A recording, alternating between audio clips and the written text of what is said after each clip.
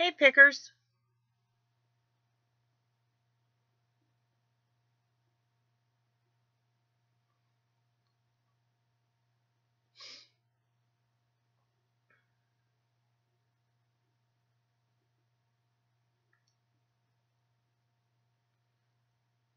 Just waiting to see if it's just going to be you and I tonight.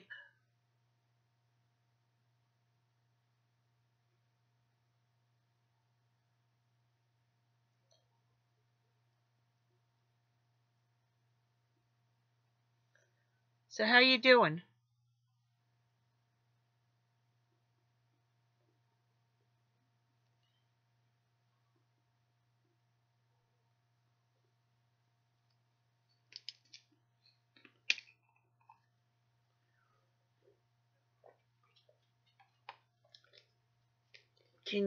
Hey, Sybil. How you doing, sweetie? I hope you're feeling better.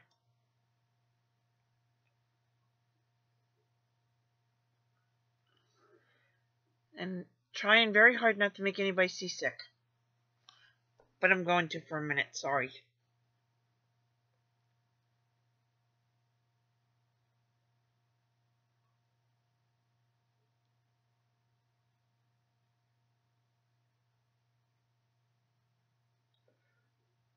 Thank you.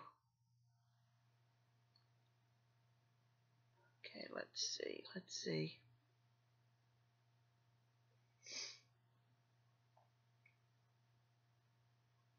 Okay, well, even it's just the three of us tonight, I was just going to talk for a couple minutes.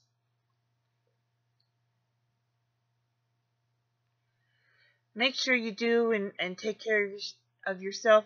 Hey, kitty. You're the only you. You gotta take care of yourself.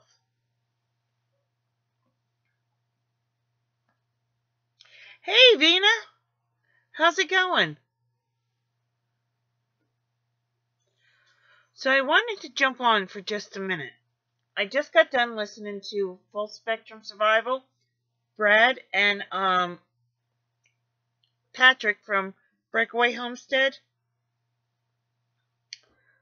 And they always get you thinking. And I threw a question to them that I don't think others got. And it's about a survey that says that there are over 300 million people that want to leave their country, their original country of origin. And 158 million want to come to the United States. And my question was, do we start like the Ellis Island thing again? People that are sick, send them back, quarantine them and send them back. Or, no, that wasn't an or. Ellis Island, send them back. Oh, or how many immigrants can this country take in? And I don't mean by allowing people to come in. I'm not anti-immigrant. I think immigration's great. That's what got us to be the people we are. What I'm talking about is with so many politicians trying to grow the nanny state, how many immigrants can come and we sustain at least the level of life that we have now. I'll be honest with you, I know a lot of people that even though the economy is doing really well are still struggling. Some through bad choices, some through laziness, and some because life is just hard. So that's what my question was meant as. I don't think people understood that. Maybe I think a little more deeply than other people do. I don't know. I have been told I overthink things a lot. So, I overthink. But I'm trying to understand, or I'm trying to get other people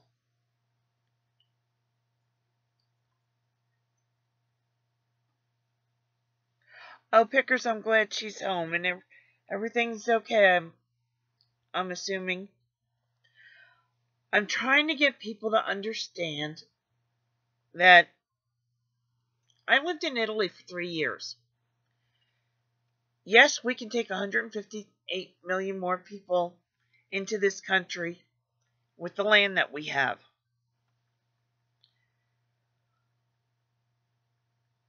But you think New York and LA are crowded? I just want to. What do you. There were people on top of. It was so crowded over there that you would have multiple generations of families living in a home. Now, you all know I think that's great. Hey, Terry, you all know I think that's great because I think it's healthier for the entire family unit. But the population density was pretty intense, and the cities were packed. Oh, it was horrible. And the countryside, where crops and fields and things, there was room there, but everybody was piled on themselves in the cities. Well, we lived on the outskirts of the city. I mean, we actually lived out where there was a little room, but even that, we used to have buffalo and sheep go up and down our street because there was no room to take them elsewhere. Herd of buffalo or a herd of sheep going down your street?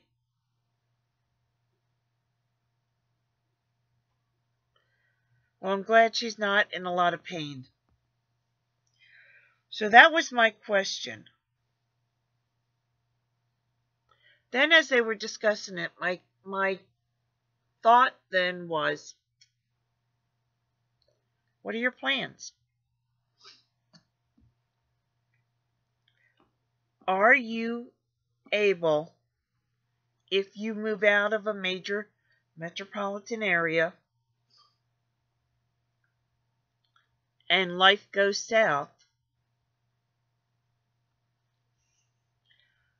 some of the economists are predicting that starting in 2019 and then into 2020, that we're going to be in recession again. Are you prepared to be able to handle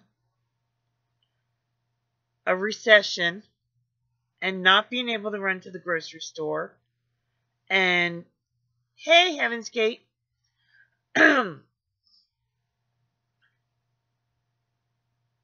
how sufficient can you make your little piece of property is basically what I'm getting to. If you have a half acre, can you grow all the food that you possibly can off of that little half acre? Or can you have enough livestock to at least keep you in eggs for protein? Maybe a goat or two for milk, so that you have milk and eggs. Have you looked at your property and figured out, okay, so I don't cross-contaminate my livestock and my food, vegetables. Hey, C-Dean, your vegetables, your fruit. Have you figured out how far you need to keep your livestock? One, if you have a well, from your well. Two, from your produce, so that you don't have cross-contamination. And if you haven't, I suggest that you do so, because you don't want a grid down, life upside down situation where you're now thinking, how am I going to do this? Or even in the best of times, go out and get some chickens and then find out that you kept your chickens too close to your vegetables, and now all that work you did in growing vegetables, you can't eat because of E. coli. E. coli. E. coli. E. coli. Wash it real good. So, things to think about. Because I know that there are some out there that are just starting. Hi. There are some just starting. And so you need to consider this. Especially if gas shoots up to $4 a gallon, $5 a gallon, depending on where you live. If you're not in a major metropolitan area, you're not going to be making too many trips to the grocery store. If you are, I hope you're in walking distance and not in one of those food deserts that they talk about. And if you are, then there are many books out there or many organizations that will teach you how to garden on a roof, on a balcony. There was a show a few years back about Brooklyn. They were going around to people in neighborhoods and saying, can I rent your backyard and growing food? And vacant lots. You know, Vacant lots, yeah. The new urban green space. Pickers is saying, I'm losing my voice. I said hello in the chat. Hi, everybody. I was trying not to interrupt. No, you got to talk. Okay, well, the whole idea is if you have your half acre, your little plot out in the country or in the suburbs, think about where you put stuff and make it the most efficient land management. Land management of your resources. If you're in the city, think outside the box and figure out how you're going to grow stuff and feed yourself. I mean, 5-gallon buckets on the balcony will get you a couple of tomato plants and peppers, and anything's better than nothing. Couple hanging baskets will get you some strawberries. I mean, so things to anything to flavor the beans and rice, Yeah, because I've said it before. You all know.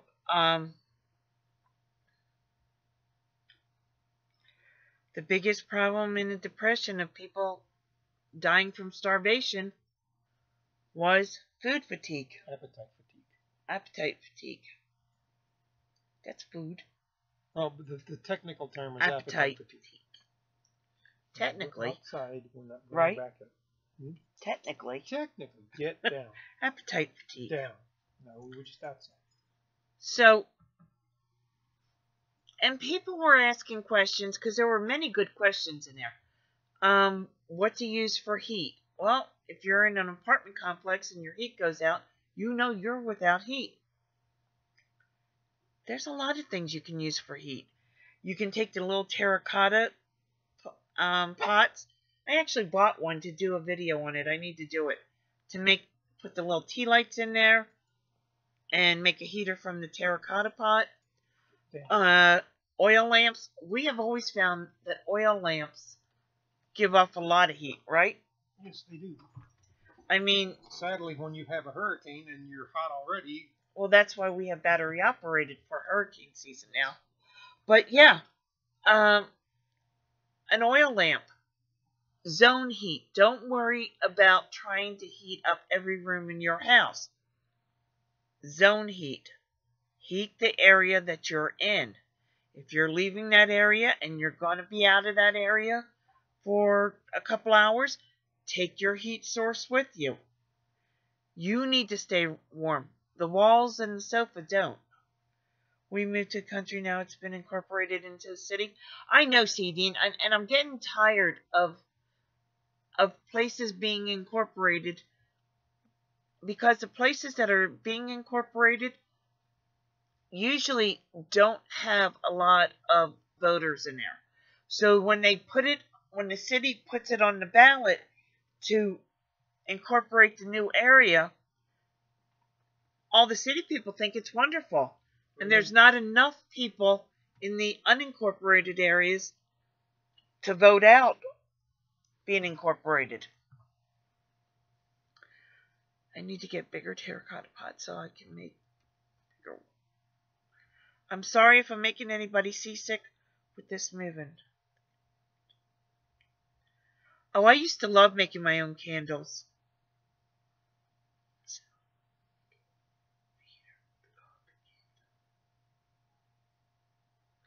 Oh, Sybil, you're going to have to do a video on that. I don't know how to make a heater that way. But like I said, we've always found that oil lamps work great. There is an odor. You got to realize there's going to be an odor with oil lamps. It's another reason that you don't have them all scattered throughout the house trying to heat the whole house. Because for me, it's a strong odor and I can't take a lot of it. Well, even if you have, the thing about that is you have open flame. It's a risk if you're not in the room with it or somebody's not there to keep an eye on it. Especially if you have children or animals, especially cats. Yeah, because cats are not... I am not anti-cat. Cats are not buttheads, as some people will say. They are scientists conducting experiments on gravity. That's why they push everything off the table. It's a scientific experiment. Yes. Constantly. So I'm not anti-cat. Don't talk to me about being anti-cat. What about the buddy heaters using propane cylinders? Okay. We actually have one in the outbuilding that we have. And we use it. I put a carbon monoxide sensor in there just to be overly safe. For years they said you can't use propane in your house, and I am not advocating that you do this. I am just going to share a story with you. When we lived in Italy, we had a bombola, which is about a 40-pound... Yeah, it's twice the size of the standard grill tanks you see here. Yeah. It's My oven was not hooked up to anything. As a matter of fact, if I wanted to move my kitchen around, I unscrewed the bottle, took it out, picked up my stove, moved it to another part of the kitchen that worked better, hooked the bottle back up, and... I just moved the whole thing, but it's not that... Yeah, well, it would drag. I couldn't... The little propane, the Mr. Buddy heaters now, they used to say not to use them for indoors. They don't say that anymore. We just bought one, about a month ago? Yeah. Yeah. It specifically says for indoor use. I'm just over abundance of caution. Put an carbon monoxide sensor in my building. I have them in my houses because I have propane heat now. So Venus says the toilet paper for the Sybil's heater use welder's cloth. That way it's reusable and you never have to replace it. Okay. Still want to see a video? Still, yeah, because I haven't heard of that one. Okay. The little propane things, the only thing I would say, the little tanks are going to run out fairly quickly. Yeah. So get either the connector to refill the little ones from the bigger tank, and you can leave the bigger tank out of the living space and just fill them up outside. So let me just tell Patrick, we're kind of taking off on what you and Brad were talking about. First I explained why I did my questions the way I did, because it's not that I'm oblivious to what's going on, or I'm over-prepped or under-prepped, or whatever people were thinking. It's because people need to understand I am not anti-immigrant either. why you can't just open the gates and let everybody in at the same time. There's illness, there's the politicians trying to enhance and grow the nanny state that who was John Galt? I'll just put it that way. Who was John Galt? So anyway,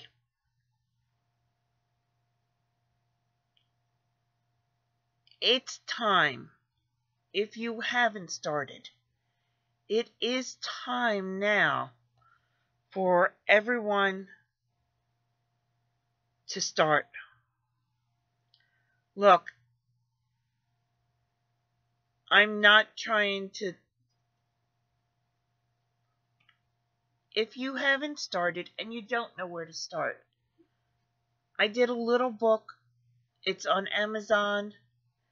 It's called, the Are You Ready series, Volume 1. It's under D.G. Williamson. Steve's going to put a link in, hopefully. If you give me a little heads up, I'd have had it already. That's okay. I wasn't going to talk about it, but it's a way to get started. It's more of a workbook than a book. It's not very big.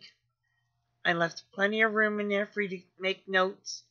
But that's what it's about. It's to get you thinking and to get you started. Yeah, poverty is a problem here. And we're not solving it.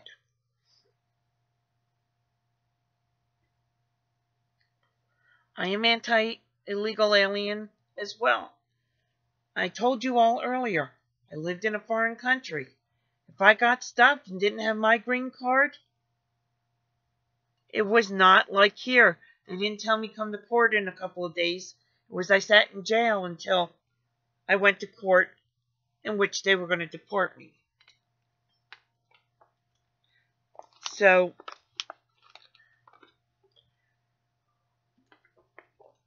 it is time to take that first step if you haven't. Patrick said he doesn't do long-term food storage. And I was a little perplexed by that. Yes, it takes up space.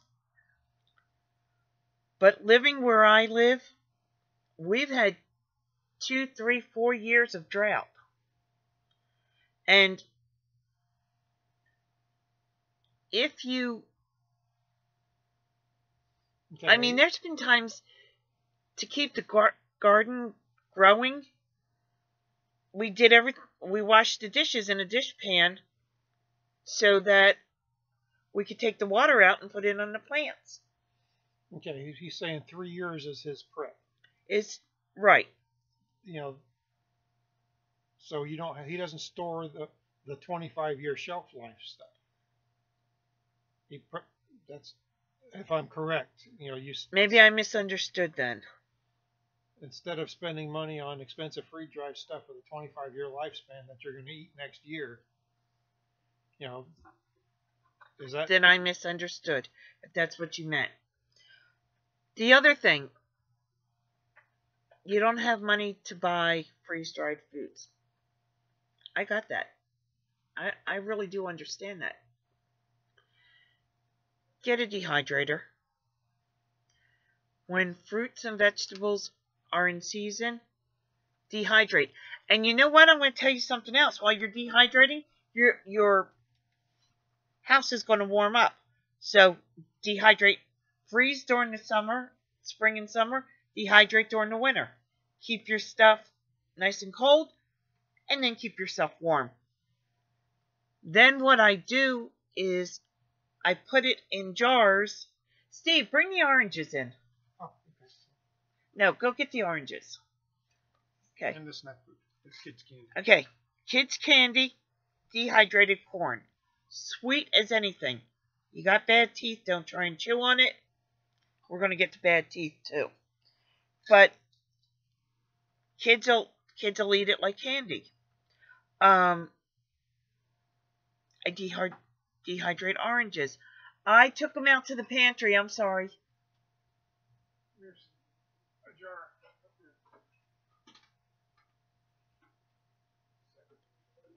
Okay. Get one from the pantry, please.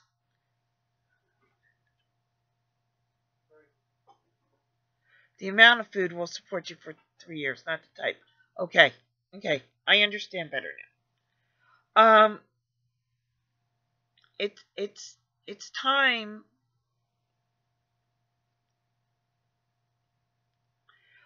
I wasn't planning on going live.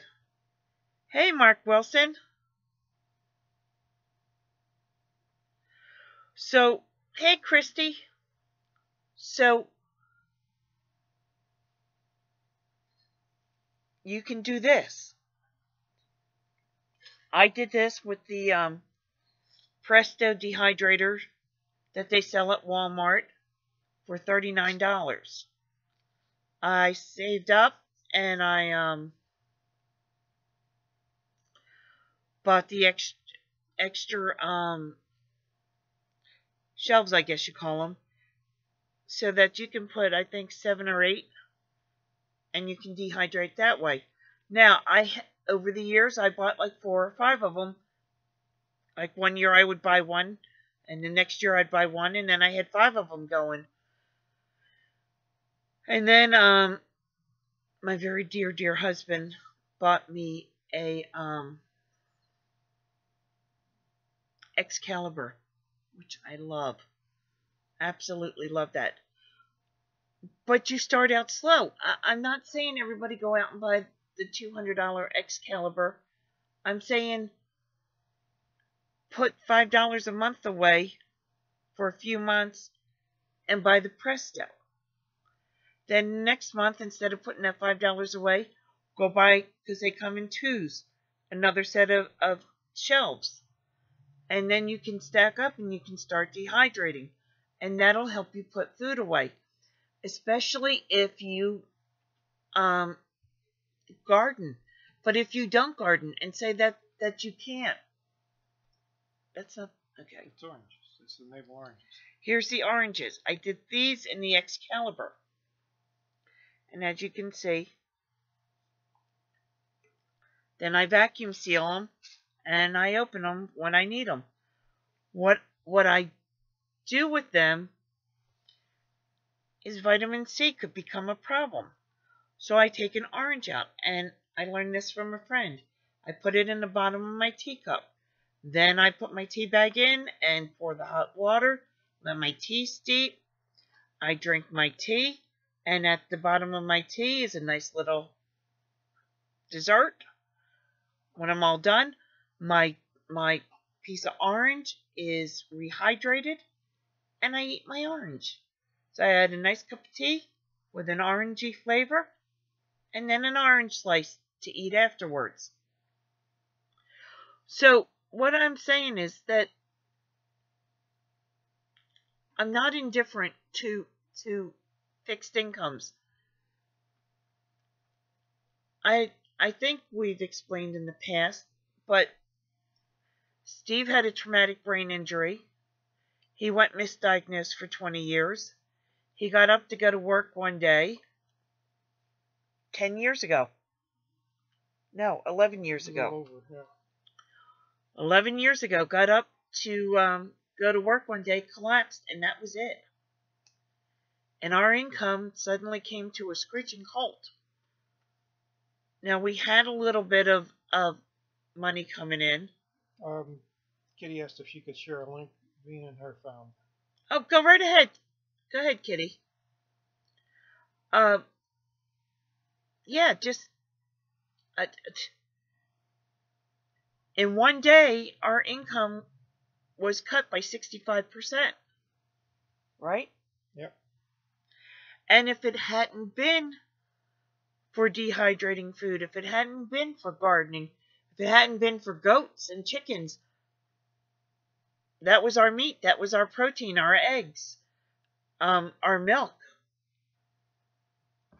Goat milk you can freeze for 5 months.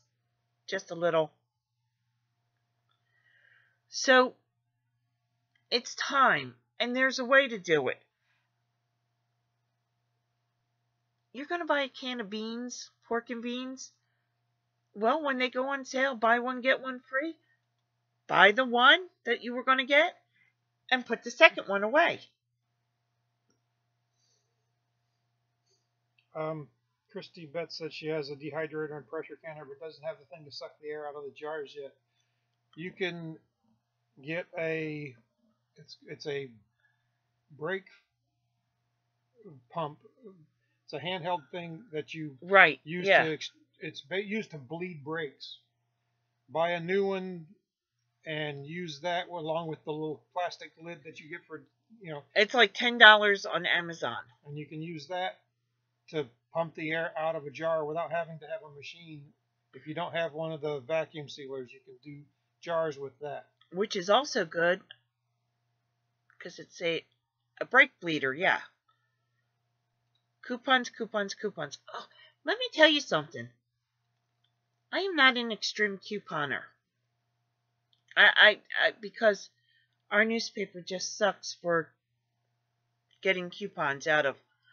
But I have gotten 2-pound jars of jelly for 29 cents. I bought dental floss one time, remember? We went in the store. I handed her my coupon. I handed her the dental floss. They gave me 7 cents back. I walked out of the store without paying for the dental floss plus 7 cents. That was hysterical. I got to tell you, I take it or leave it. You want to do the coupons, that's fine. I don't object. But when I went to the store and they paid me to take a product out the door, I was tickled to death. That was hilarious. Yeah. Which gets me to something else.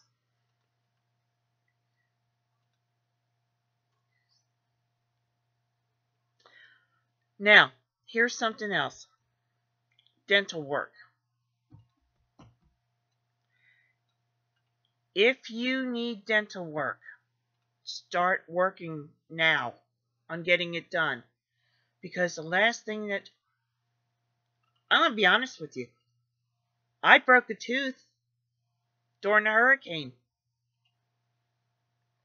Had to turn around and go back to where I evacuated from because there was no power here and no way to get my tooth fixed. Then we were left out of here for a while because there was a small window where the flooding had stopped and then it all backed up and came back. Yeah, where the storm rain flooding went down and then the inland rains came downstream and flooded things again, and there was a window and we missed it. So I'm just saying there are ways, and even if you're not trying to build up a food pantry, I don't know anybody that can't use getting groceries for free.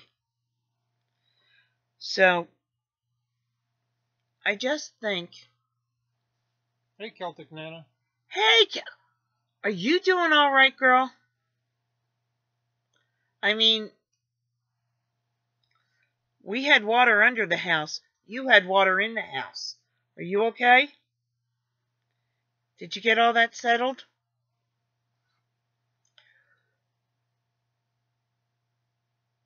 This hurricane really cemented being prepared for a lot of people. Now, we had some tremendous help. I mean, absolutely, right? People even brought in livestock feed because power was down. Flow did suck. But the fire departments were giving ice out every day. They were giving out MREs. They were giving out... Restaurants were bringing food in. Livestock feed and hay. Straw, whatever you needed. That's good in a natural disaster where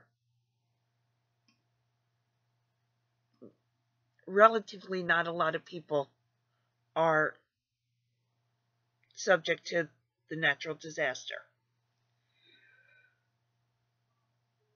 something happens and the grid goes down, we get hacked, our grid system gets hacked, and the lights go off, or we have a sun episode. What are the sun episodes called? Solar flares or coronal mass ejections. Yeah. We have something like that. There are going to be too many people. Nobody's going to be running around. And nobody's going to have free stuff to give away. That's when the reality of you are going to have to take care of yourself and your loved ones right now. And there are going to be people out there that are going to wonder how come you don't look half-starved like they do. And they're going to want to have what you have because they don't have anything. So that's what my biggest worry for this winter is ice. Yeah, an ice storm can be pretty bad. Excuse me, guys, for just a minute. I'm sitting cross-legged and my legs are cramping. Okay, so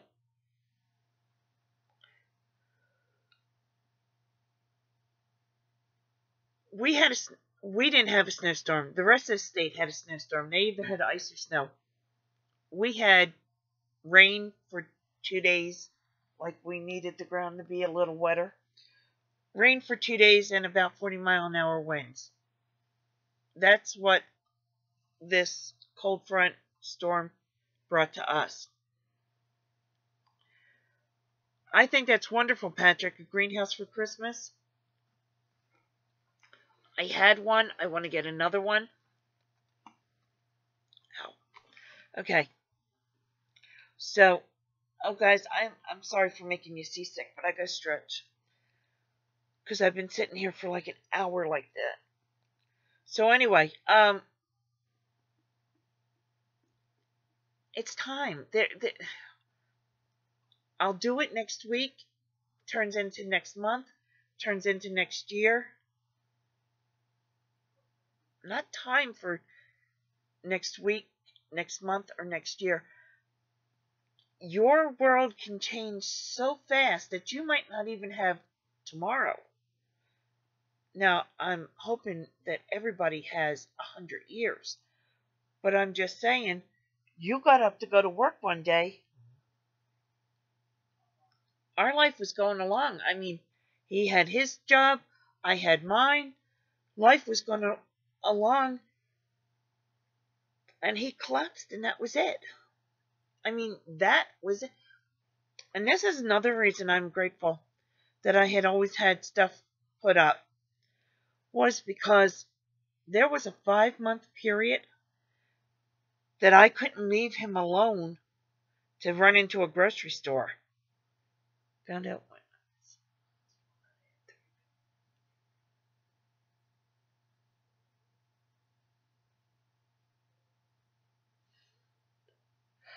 Sybil, that's wonderful. She had 3 people in the Hey, Lone Star. Jumped in and helped when she was in the hospital. Yeah, took care of her family.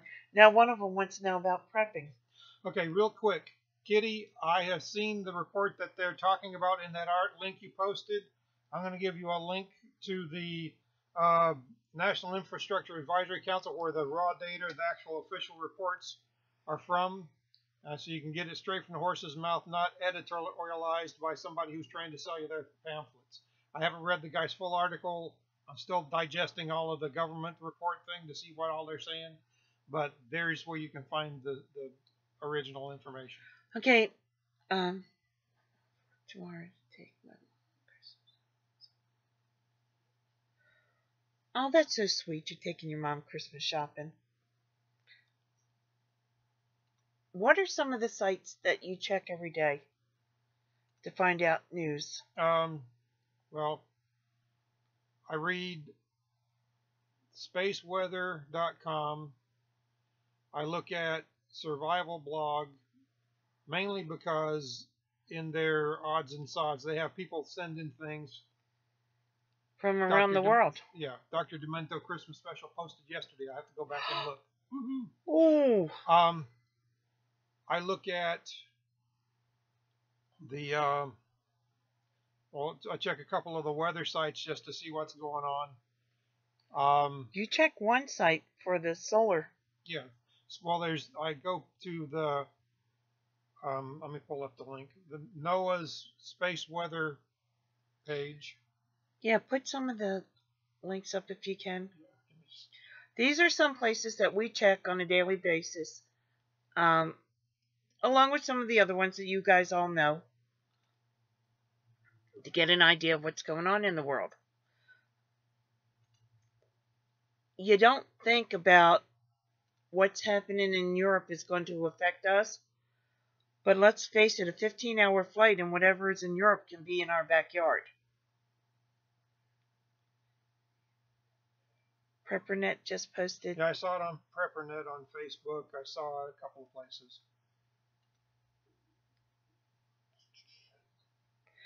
Patrick, I'm going to make you a moderator. That's what I said. Okay. Okay. So, I don't know if you'll have to refresh or what, but so you can post stuff as well. There you go. Because you've got good information and I want you to share it. Oops, why not do that? What? I'm changing the wrong page. I just want to stay in the video. Oh, don't leave the video. See, it's not me. He shouldn't touchy either. Yeah, I didn't shut anything off. I haven't shut anything off yet.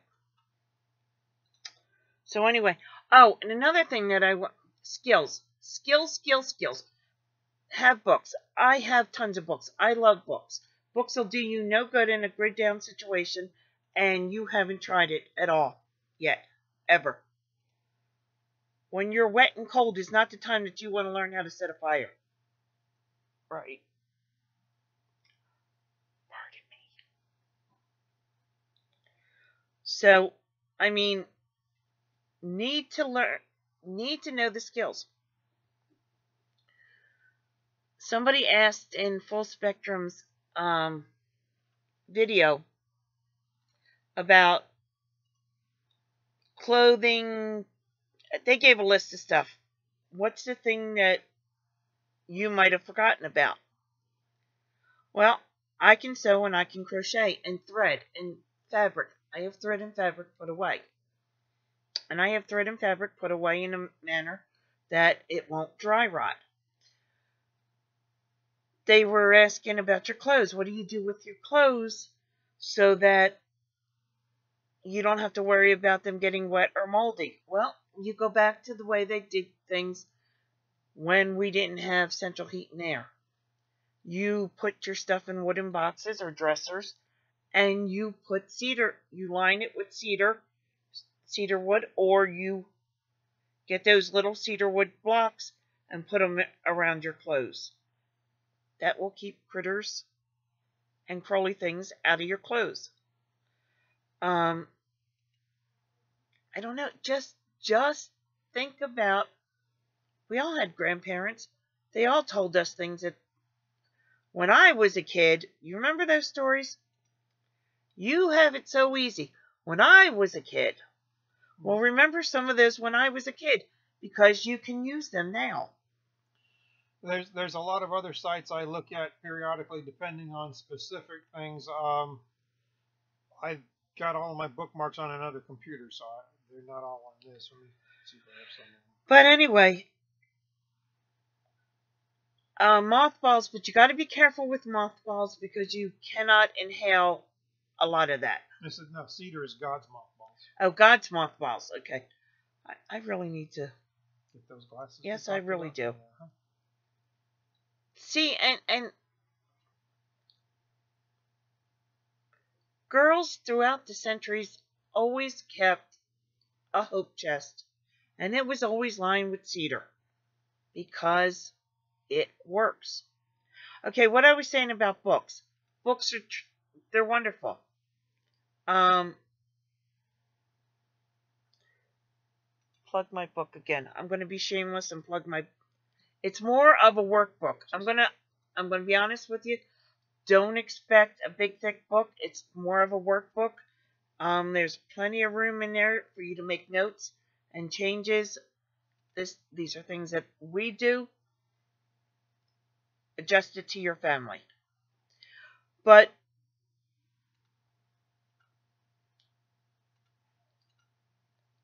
if you had to catch a rabbit, snare a rabbit, so that you can eat, do you want to figure out when you're cold, hungry, and how to lay a fire and how to field dress that rabbit so that you could eat it? Books are great. Everybody should have a library. But don't have a library at the expense of never trying your skills, because you just need them. I mean, isn't it better to walk out the door, make the snare, field dress the rabbit, have your fire going, and throw it in a pot, make a little gravy, and have a meal, a little rice, a little gravy, maybe some beans. You've got protein. If you've got a vegetable, that's good. Or do you want to realize you have nothing in the house, pull out the book, try and figure out how to make the snare from the pictures for the first time, go set the snare,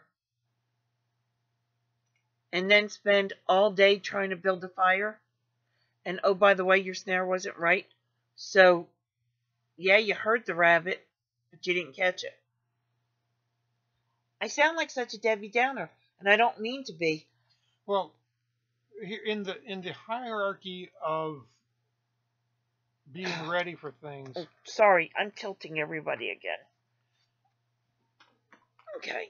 Skills that you have practiced and developed and exercised are more important than things that you have Collected. haven't used. Yeah. Which is more important than books that you haven't read. Yeah. I love books. I have tons of books. And I use books to figure out how to do things. But I figure it out now so that I can make sure that I have all of those things that I need to do stuff. And that I have, when I've done it and figured out how they say to do it, that, well, gee, if I did this, it would be a little bit easier. Or, make sure that I have the stuff that I need. Or, look, you want to be able to bake, but you're not going to have, you have an electric oven, so you're not going to be able to use your oven if the power goes out. I've got a video up. Make a box oven. Make your box oven, put it in your garage or in your attic, and when you need it, pull it out. I've baked cakes. I've made roasts in a box oven. It's not difficult. Put up the link. So, I mean, it's just, it's not just about accumulating stuff.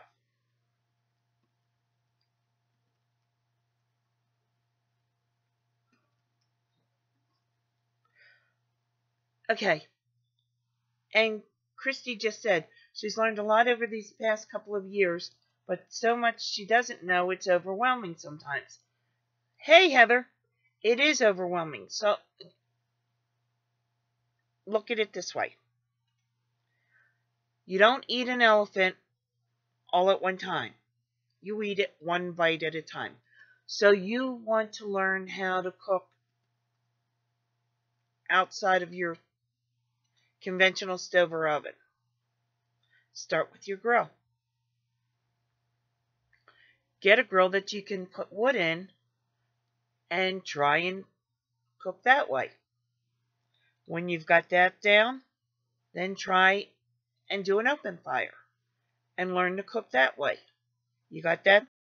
Okay, now learn to crochet or to sew or to knit, because I'm going to tell you what, I can crochet, I can't knit. I have tried.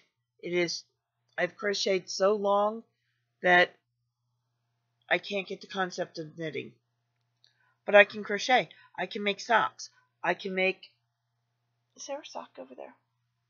There are several socks. Okay.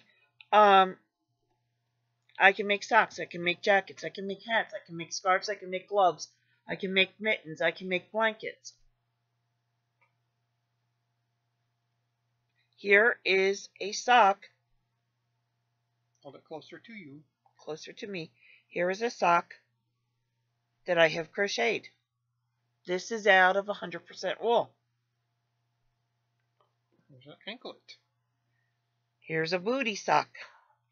That didn't sound right. Here's an anklet sock. Okay? My feet will be warm.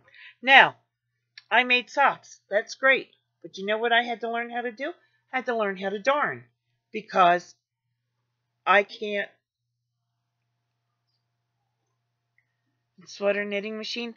I had one of those. I don't know. But the thing is, I learned how to darn because, like with grown adults, those socks will wear out. You won't outgrow them. So I can darn them and get more life out of them. If it's for children, I can take them apart. And so I made a crew sock. Now I can make an anklet. And the night, Patrick. Now I can make an anklet sock. Same amount of yarn, but I'm just recycling it. So, let's see. Things that you do. Skills you have. You have so many that people should practice. Hunt, dress, process our animals. Fishing. Steve doesn't like to fish much. I do. I don't mind fishing. What usually winds up happening is I sit there and I bait hooks or clean fish. You don't bait my hook. Bait for everybody else while they're fishing. And I get a line in the water and then somebody snarled something or snagged the line and I got to re-rig the line. And I wind up spending more time doing support work than I do fishing. Yes, but we all catch fish. No, we all don't. We spend time working while everybody else fishes, and that's fun. I love to fish. I love to fish. I like to fish too. And I do bait my own hooks. Yes, you do. But when it gets snagged, it's usually since you can't see the little ends of the line, you can't put the hooks on there and tie all the little lines and stuff. Now you're getting picky. If you get those glasses, you could fix your own lines. I could, but that's what I have you for. But in all seriousness, I should be able to do my own lines. Why? Because you can you get the glasses, but you usually don't take all 14 pairs with you. But the time may come that for whatever reason Steve is not able to go with me, and I might have to go out and catch dinner that night. And I have showed her how to do the butchering and cleaning of the animals. If she really, really had to, she can do it. She just leaves that. And cleaning fish, I learned how to clean fish when I was in middle school. Yeah, we have overlapped, cross-trained on the skills, but we still have our primary focuses. Right. I do my stuff, she does her stuff. Let's just put it this way, though. I have to make up enough socks in advance because your feet are going to freeze. I crochet and that isn't going to happen. But that's okay. I would be the one that you've seen the meme on Facebook where they've got a couple of skeins of yarn stuffed on, their feet stuffed in the middle of them. Hey, I got socks. That would be me. But you tried. And so that's all good. Now, Princess, go lay down, baby. So anyway, I just wanted to jump on for a little bit and say it is time.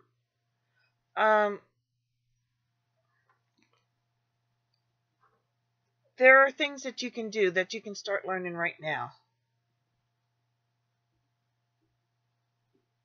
And the thing about, don't be overwhelmed, because you have to do the more you learn, the more you find out that there's more to learn. You're not going to be able to survive the end of the world with everybody else in the zombie apocalypse on your second day. Quite honestly, most people wouldn't be there anyway by themselves. You have to have communities for things like that. But you need to be able to take care of yourself for 3 days while they fix the power line down the street because somebody drove through it. Or like this storm, 10 days. Or this storm, 10 days, a couple of weeks. You know, they had an ice storm here one year that broke all of the poles, and it was almost 3 weeks in freezing weather to get the power back on. To which your mother cooked everything in the fireplace. Yeah. You know, she still had her cast iron Dutch oven. She baked bread in it and all of that stuff. But she knew how to do that from way back when that was the way it was. And again, not to keep going over stuff, but think of those stories that your grandparents said when I was a kid, and you thought, but you're not, leave me alone. Think of those skills and then start practicing them. Right? Yeah.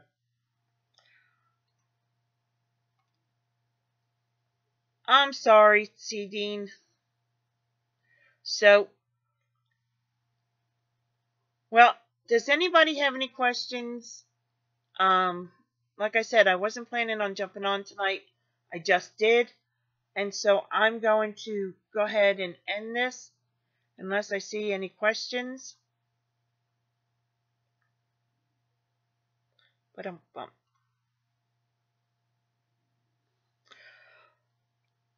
last live stream I had, I didn't say this, and it was, I think, one of the only ones that I didn't.